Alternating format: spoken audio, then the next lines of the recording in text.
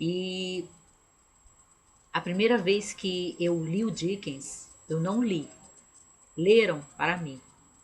Eu não sei a data exata, eu não me lembro que idade eu tinha, eu sei que eu era bem pequena. Eu e a minha irmã, que é um ano mais nova do que eu,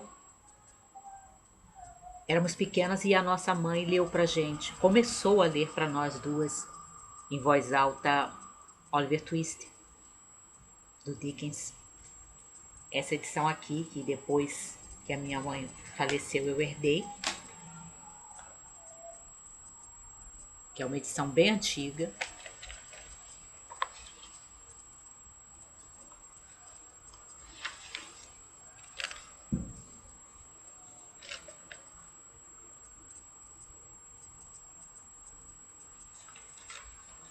E eu nunca soube na época como é que a história terminava, porque eu. E acho que a minha irmã também, isso eu não tenho certeza se ela também falou, mas eu me lembro que eu disse que eu não queria mais ouvir Oliver Twist.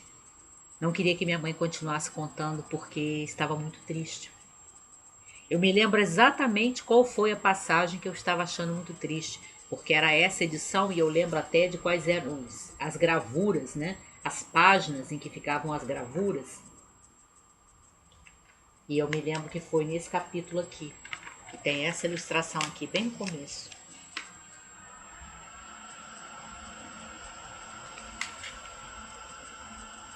Então, eu tive meu primeiro contato com Dickens quando eu era criança, mas não foi, né, eu mesma lendo, e não foi até o fim.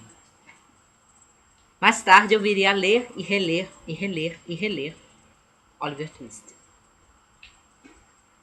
E aí, mais tarde, na adolescência, eu vim a ler o Oliver Twist na íntegra, não me lembro se mais lá para os 16 anos, porque aí eu já estava lendo clássicos, 15, 16 anos eu já estava lendo clássicos numa boa. Já li algumas coisas um pouco antes disso, contos e novelas do Oscar Wilde, eu já havia lido por volta dos meus 13, 14 anos. E aos 15, 16 eu estava lendo Dostoiévski, aí eu estava lendo Dickens e devo ter lido nessa época pela primeira vez o Oliver Twist na íntegra. E quando eu estava um ano antes de ir para a faculdade, no início da década de 1980, eu comprei essa edição de As Aventuras do Sr. Pickwick, volume 2, e esse aqui é o volume 1. Volume 1. Uma edição bem bonita que saiu pela editora Abril, bem antiga. E foi o primeiro Dickens que eu comprei.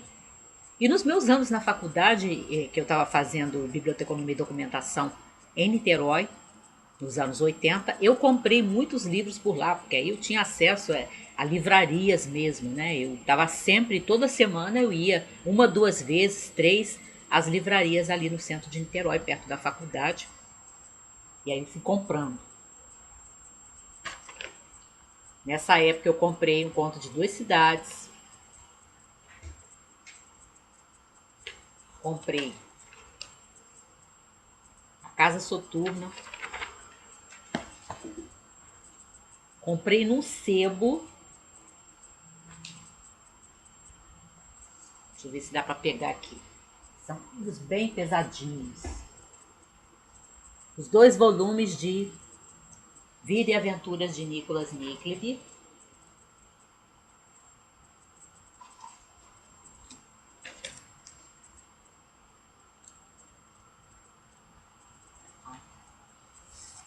Essa edição linda aqui.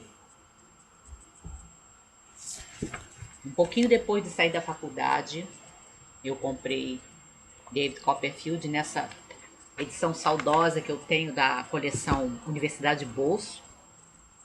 E nem trouxe tudo. Eu comprei o Cântico de Natal, o Grilo na Lareira, o Homem e o Espectro. Acabei não trazendo tudo. Pensei que eu tinha trazido os que eu ia citar mais. Mas então eu fui comprando desses anos 80. Mais tarde eu fui comprar outras coisas e ganhei outras coisas, né? Recentemente ganhei o Tempos Difíceis, Mas enfim, eu tenho uma intimidade de muitos e muitos, muitos e muitos anos de leitura e releitura do Dickens. É um autor assim que está na minha história, no meu percurso de leitura desde que eu era criança. E aí eu gostaria de falar algumas coisas do que eu acho interessante. Não vou esgotar com certeza o assunto, porque eu amo Dickens.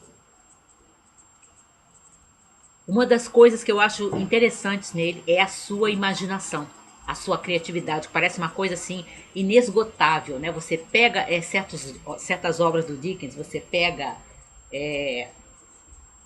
Nicholas Nickleby, Aventuras do Sr. Pickwick, você pega David Copperfield, A Casa Soturna, meu favorito dos favoritos, que eu esqueci até de mostrar, que eu tô aqui mudando de posição os livros, Grandes Esperanças. Mas em alguns isso se percebe mais, né? No Nicholas Nickleby, no Aventuras do Sr. Pickwick, que tem mais de 200 personagens. No David Copperfield, no A Casa Soturna, alguns a gente percebe até melhor, em Um Conto de Duas Cidades, a gente percebe como o Dickens tinha imaginação, como ele ia engatando uma aventura na outra, amarrando um episódio que está no início para ser solucionado e se conectar com uma outra coisa que vai acontecer mais para o final da história, né? Ele ia amarrando os episódios, depois ele dava um jeito de que tudo aquilo fosse um todo coeso, né? Fizesse sentido. Então eu acho impressionante essa imaginação, essa criatividade do Dickens.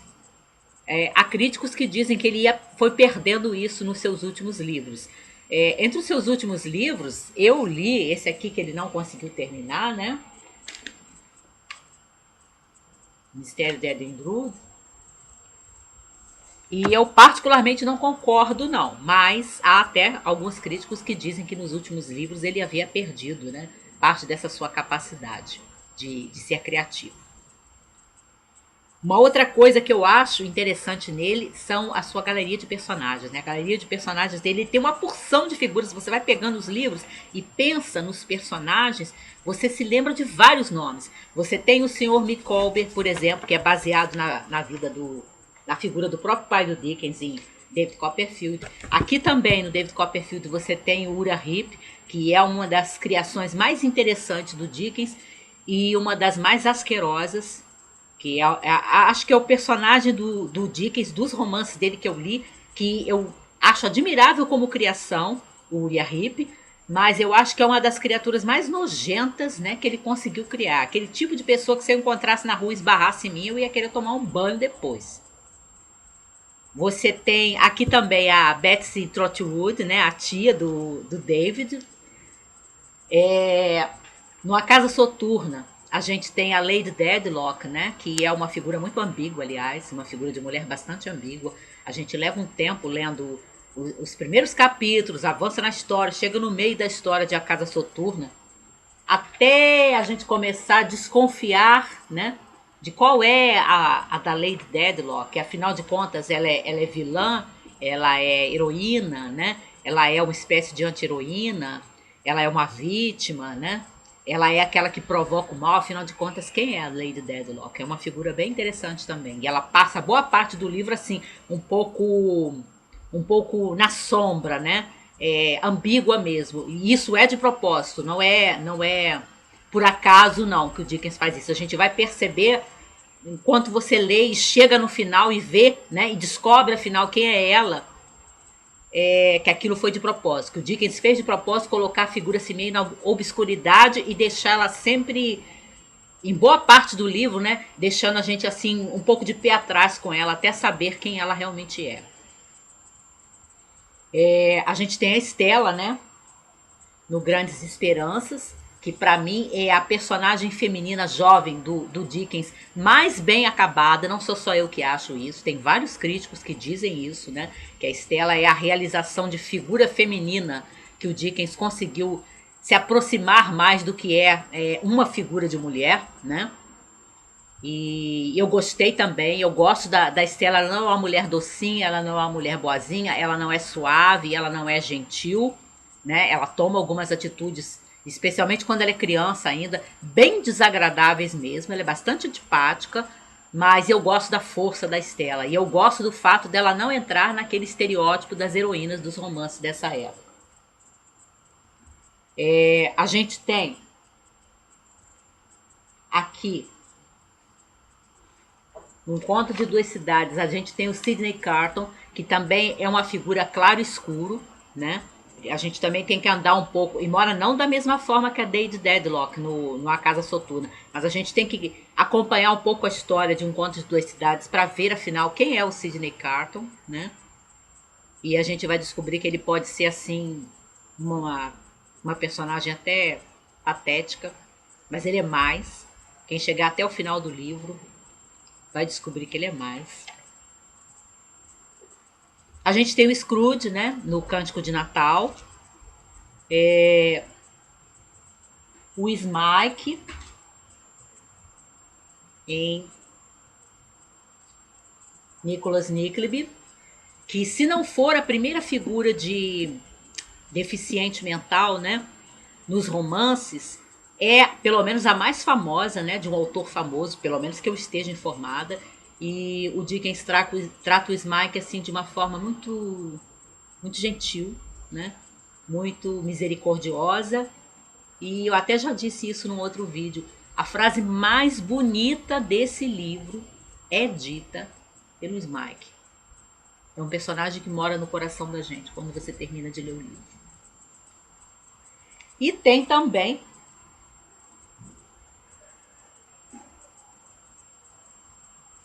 em Aventuras do Sr. Pickwick, além do próprio Sr. Pickwick, que é um benfeitor e é um homem assim muito ingênuo, né? A gente vai percebendo que ele é uma criatura muito ingênua, mas ele acaba sendo a certo ponto do livro, não desde o início, ele acaba contratando, né, um rapaz para ser criado dele, o Sam Wheeler, que ele vem a conhecer em outras circunstâncias e que aí ele, né, contrata para ser seu criado. E o Sam Wheeler é a figura aqui que se destaca, porque ele é aquele tipo de homem jovem assim, que não é um canalha não, tá?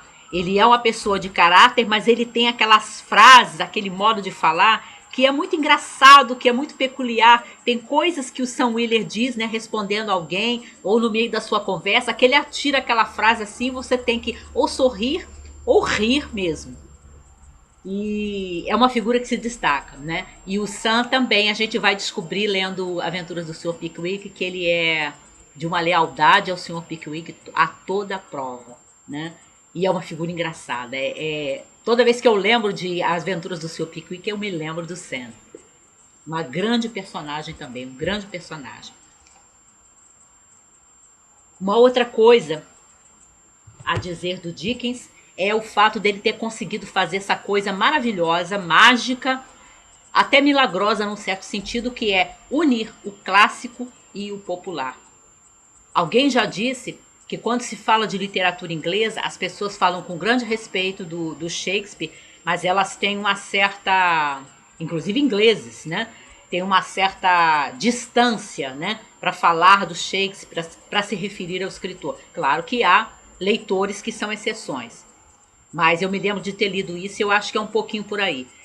Mas quando se fala do Dickens, os leitores sentem uma grande proximidade, uma grande intimidade, né? Um grande à vontade para falar do Dickens, porque ele conseguiu essa coisa extraordinária de ser um clássico e ser muito popular. Ele era extremamente popular na sua época, ele vendia muito, né? Ele fazia até leituras em voz alta de partes dos livros dele. Ele era aquele homem altamente, aquele escritor altamente buscado, né? Procurado para fazer isso, né? Para fazer leituras públicas de trechos dos seus livros, do Oliver Twist, de outras partes dos seus livros. E ele conseguiu isso de ser clássico, de ser aquele escritor, autor de uma obra que fica, né, que permanece, que começou a publicar as suas obras ainda nas primeiras décadas do século XIX, né, que ele vai morrer depois de 1860, por aí. Ele não entra bem para o final do século XIX, ele não viveu tanto assim. Mas ele continua sendo lido e traduzido hoje. Então ele conseguiu essa mágica. E você pega as histórias do Dickens, e até uma maneira de você perceber essa questão do clássico com o popular. Você consegue resumir, você consegue contar um monte de coisas e interessar as pessoas comuns. Né? Não são aquelas histórias assim que tem certas nuances que só um leitor muito experimentado, um leitor muito preparado pelos cursos de literatura vai conseguir apreciar. Você pega, é um texto absorvente, é um texto gostoso, é um texto muito bom. Já se falou também, já ouvi falar isso, tanto de estrangeiros quanto de pessoas que leem o Dickens, né, no original, né, sendo brasileiros e de outras nacionalidades. Ele tinha um vocabulário muito rico, apesar da sua estrutura, né, de obra popular, ele tinha um vocabulário extremamente rico, tanto que se fala disso até da dificuldade, às vezes, de traduzir bem, por causa dessa riqueza vocabular que ele tinha. Mas você consegue contar as histórias dele para as outras pessoas, você consegue resumir para uma pessoa que não tenha tanto conhecimento, que não tenha tanta leitura, e tornar aquilo que você está contando interessante. Né? Tornar a história atraente para aquela pessoa que às vezes nem tem tanta intimidade com o objeto livre.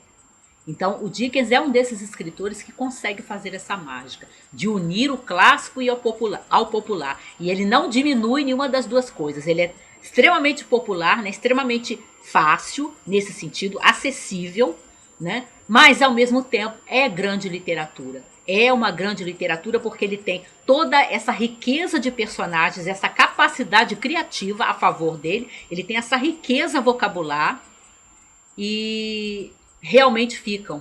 Essas histórias ficam. E ele tem, assim, na minha opinião, alguns surtos de profundidade, até quando você menos espera. Eu não estou com o livro aqui, mas eu já fiz um vídeo a propósito de O Homem e o Espectro, em que eu falei um pouquinho sobre isso. De você perceber que o Dickens era um escritor popular, era um escritor até que não teve muita chance de estudar, né? Porque o pai dele foi preso por dívidas quando ele era criança, então ele teve que largar a escola e começar a trabalhar para sustentar a família, porque o pai estava preso. Mas ele tinha umas profundidades assim para observar a natureza humana, para observar certas coisas que são importantes que nós devemos valorizar, né? E ele não ficava na superfície como de repente a gente preconceituosamente até por causa do seu pouco estudo formal poderia pensar, né? Que ele não iria ter certas profundidades que quando você vai e avança e conhece mais a obra do Dickens, você descobre que ele tem. E essas são algumas das razões porque eu amo Dickens.